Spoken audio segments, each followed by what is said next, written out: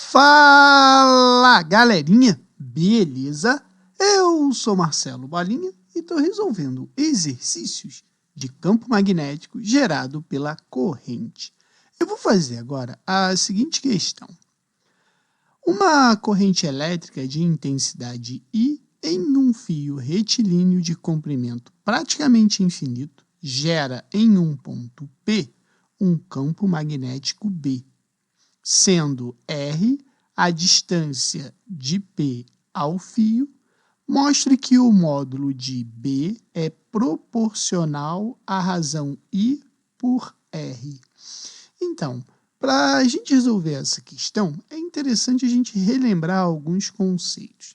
Primeiro, inicialmente, a eletricidade e o magnetismo eles foram estudados de forma separada pelos gregos, tá? Que pensava que esses dois ramos da física não tinham relação. Porém, com Orestes, foi possível verificar que a eletricidade e o magnetismo tinham essa relação. Então, o que Orestes fez? Ele colocou uma bússola próxima a um condutor que era percorrido por uma corrente elétrica. E com isso, ele verificou que a agulha da bússola ela se orientava sempre no sentido da corrente elétrica. Então, ele pegou e fez o seguinte. Ele colocou a corrente elétrica andando num sentido e viu que a agulha ficava nesse sentido aqui, ela sofria um desvio. Depois ele invertia a corrente elétrica e notava que ela mudava o seu sentido.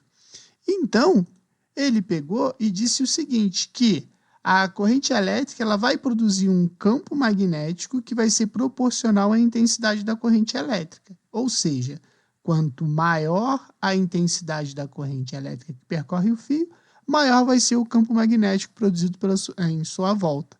E a intensidade do campo magnético, então, ela em volta de um fio condutor, ela vai ser gerada pela seguinte relação. Campo é igual a μI 2π vezes D, aonde B é o campo, o μ é a permeabilidade do meio. No caso, no vácuo, a gente vai ter esse valor constante de 4π vezes 10 a menos 7.